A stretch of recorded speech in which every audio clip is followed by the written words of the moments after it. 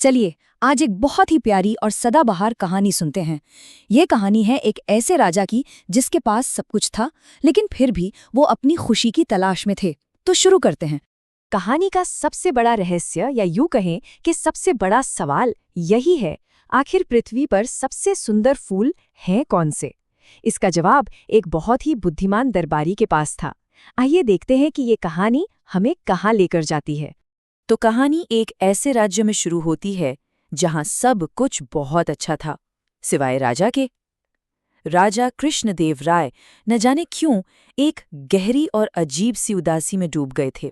हालत कुछ ऐसी थी कि राजा हफ्तों से बस गुमसुम और उदास रहते थे, हर वक्त अपने ही ख्यालों में खोए हुए। जाहिर है दरबार में हर कोई उन्हें देख के परेशान था, लेकिन कोई समझ ही नहीं पा रहा था कि आखिर बात क्या है। दरबारियों ने राजा का मन बहलाने की हर मुमकिन कोशिश की। बड़े बड़े संगीत और नाटक के उत्सव रखे गए, राज्य की खुशहाली के लिए यज्ञ करवाए गए, यहाँ तक कि सेना की ताकत का प्रदर्शन भी किया गया। लेकिन राजा की उदासी पर किसी भी चीज का कोई असर नहीं हुआ। जब सारी कोशिशें नाकाम हो गई तो एक शख्स था जो ये सब चुपचाप देख रहा था। हाँ, वही बुद्धिमान दरबारी तेनाली रमन। और उनके पास ना एक बिल्कुल ही अलग उपाय था। तेनाली ने कोई उत्सव या प्रदर्शन की सलाह नहीं दी, बल्कि उन्होंने राजा से एक ऐसा वादा किया जिसने फौरन उनकी उत्सुकता जगा दी। सोचिए, ऐसे कौन से फूल हो सकते हैं जो सबसे सुंदर हो? राजा ये देखने के लिए इतने बेचैन हुए कि वो तुरंत तेनाली के साथ चलने को तैयार हो गए। उनके साथ साथ सेनापति और कुछ दूसरे दरबारी भी चल पड़े। सब ये जानने को उत्सुक थे कि तेनाली आखिर उन्हें कहाँ ले जा रहे हैं। और पता है तेनाली राजा और उनके साथियों को कहाँ ले गए? महल के उस भारी भरकम औपचारिक माहौल से बहुत दूर। वो उन्हें एक ऐसी जगह लाए जो जिंदगी और ऊर्जा से लबालब भरी हुई थी। अरे वो जगह राजा के दरबार से कितनी अलग थी। एक तरफ था चिंताओं और नियमों से भरा दरबार, और दूसरी तरफ ये खुला मैदान जहां बच्चे बेफिक्र होकर खेल रहे थे और हवा में सिर्फ और सिर्फ खुशी थी। और यहीं पर कहानी का सबसे खास पल आता है। राजा ने अपना राजपाट, अपनी सारी चिंताएं, सब कुछ भुला दिया। वो बस बच्चों के पास गए और उनके खेलों में ऐसे शामिल हो गए मानो वो खुद भी एक बच्चे हों।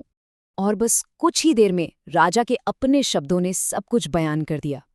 उन्होंने उस खुशी को महसूस किया जो वो हफ्तों से भूल चुके थे। बच्चों के साथ खेलने का ये छोटा सा काम उनकी सारी बड़ी बड़ी चिंताओं पर भारी पड़ गया था। तब तेनाली ने इस अनुभव के गहरे मतलब को समझाया।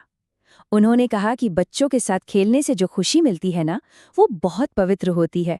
वो हमें अंदर से एक सुकून देती है, क्योंकि ऐसा माना जाता है कि बच्चों में तो भगवान का रूप होता है। दिन भर खेलने और अपनी सारी चिंताएं भूलने के बाद राजा को अचानक तेनाली का वो असली वादा याद आया। अब वक्त था उस रहस्य से पर्दा उठाने का। राजा ने सीधे तेनाली से पूछ लिया, जिससे एक पल के लिए सस्पेंस बन गया। अरे भाई, वो पूरे दिन मैदान में थे, पर उन्होंने कोई अनोखे फूल तो देखे नहीं थे। तो फिर तेनाली के उस वादे का क्या हुआ? और तब जाकर तेनाली ने कहानी का सबसे ताकतवर सच सामने रखा।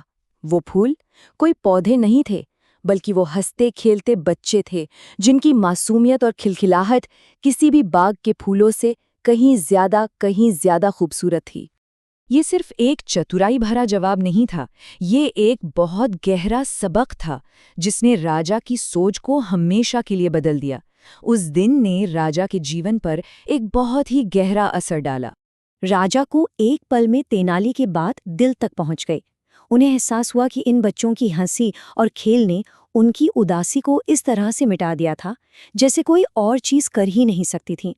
उनकी सारी चिंताएं सचमुच में धुल गई थीं। राजा ने सिर्फ इस सबक को समझा ही नहीं, बल्कि उस पर अमल भी किया। उन्होंने हुक्म दिया कि अब से हर महीने इन बच्चों से मिला जाएगा और उन्हें खेलने के लिए हर जरूरी खिलौना दिया जाएगा, क्योंकि असल में तो वही राज्य की असली दौलत थे। और ये कहानी हमें इसी सवाल पर सोचने के लिए छोड़ जाती है। अक्सर हम बड़ी बड़ी चीजों में खुशी ढूंढते रह जाते हैं, जबकि असली सुकून और आनंद हमारे आसपास के बहुत ही साधारण चीजों में छिपा होता है ना?